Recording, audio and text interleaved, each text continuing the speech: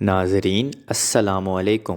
حضور صلی اللہ علیہ وآلہ وسلم کے طائف کے سفر کا قصہ نبوت مل جانے کے بعد 9 برس تک نبی کریم صلی اللہ علیہ وآلہ وسلم مکہ مکرمہ میں تبلیغ فرماتے رہے اور قوم کی ہدایت اصلاح کی کوشش فرماتے رہے، لیکن تھوڑی سی جماعت کے سوا جو مسلمان ہو گئی تھی اور تھوڑے سے ایسے لوگوں کے علاوہ جو باوجود مسلمان نہ ہونے کے بعد آپ کی مدد کرتے تھے، اکثر کفار مکہ اور آپ کو اور آپ کے صحابہ کو ہر طرح کی تکلیفیں پہنچاتے تھے، مذاق اڑاتے تھے اور جو ہو سکتا تھا اس سے درگزر نہ کرتے تھے۔ حضور اکرم صلی اللہ علیہ وآلہ وسلم کے چچا ابو طالب بھی انہی نیک لوگوں میں سے تھے جو باوجود مسلمان نہ ہونے کے حضور اکرم صلی اللہ علیہ وآلہ وسلم کی ہر قسم کی مدد فرماتے تھے۔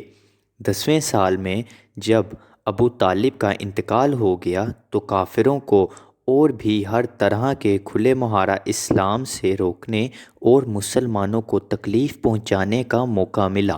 حضور اکرم صلی اللہ علیہ وآلہ وسلم اس خیال سے طائف تشریف لے گئے کہ وہاں قبیلہ ثقیف کی بنی جماعت ہے، اگر وہ قبیلہ مسلمان ہو جائے تو مسلمانوں کو تکلیفوں سے نجات ملے اور دین کے پھیلنے کی بنیاد پر ہے۔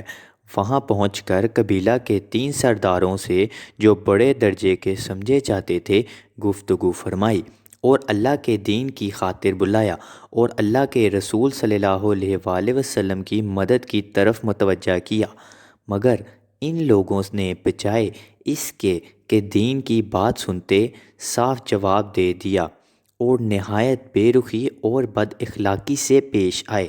ان لوگوں نے یہ بھی گوارا نہ کیا کہ آپ یہاں قیام فرما لیں۔ جن لوگوں کو سردار سمجھ کر بات کی تھی وہ شریف ہوں گے اور مہذب گفتگو کریں گے۔ ان میں سے ایک شخص بولا، اوہو، آپ ہی کو اللہ نے نبی بنا کر بھیجا ہے۔ دوسرا بولا کہ اللہ کو تمہارے سوا کوئی اور ملتا ہی نہیں تھا جس کو رسول بنا کر بھیجتے۔ تیسرے نے کہا کہ میں تجھ سے بات کرنا نہیں چاہتا، اس لیے کہ اگر تو واقعی نبی ہے جیسا کہ تیرا دعویٰ ہے تو تیری بات سے انکار کر دینا مصیبت سے خالی نہیں، اور اگر جھوٹ ہے تو میں ایسے شخص سے بات کرنا نہیں چاہتا۔ اس کے بعد ان لوگوں سے نا امید ہو کر حضور صلی اللہ علیہ وآلہ وسلم اور لوگوں سے بات کرنے کا ارادہ فرمایا۔ آپ تو ہمت اور استقلال کے پہاڑ تھے، مگر کسی نے بھی قبول نہ کیا، بلکہ بجائے قبول کرنے کے حضور صلی اللہ علیہ وآلہ وسلم سے کہا کہ ہمارے شہر سے فوراً نکل جاؤ اور جہاں تمہاری چاہت کی جگہ ہو وہاں چلے جاؤ۔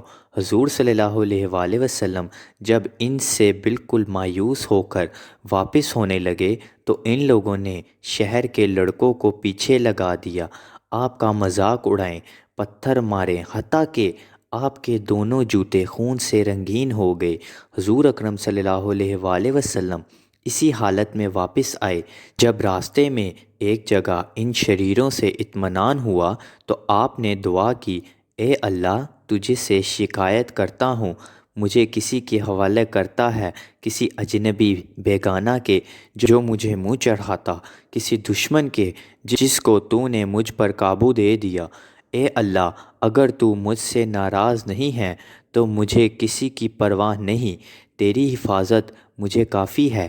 میں تیرے چہرے کے اس نور کے طفیل جس سے تمام اندھیریاں روشن ہو گئیں اور جس سے دنیا اور آخرت کے سارے کام درست ہو جاتے ہیں، اس بات سے پناہ مانگتا ہوں مجھ پر تیرا غصہ ہو یا تو مجھ سے ناراض ہو۔ تیری ناراضگی کا اس وقت تک دور کرنا ضروری ہے جب تک تو راضی نہ ہو۔ تیرے سوا کوئی طاقت نہ قوت ہے۔ مالک الملک کی شان کو اس پر جوش آنا ہی تھا کہ حضرت جبرائیل علیہ السلام نے آ کر سلام کیا اور عرض کیا کہ اللہ نے آپ کی قوم کی وہ گفتگو جو آپ سے ہوئی سنی تھی، اور ایک فرشتہ جس کے متعلق پہاڑوں کی خدمت ہے آپ کے پاس بھیجا ہے، اور آپ جو چاہیں اس کو حکم دیں۔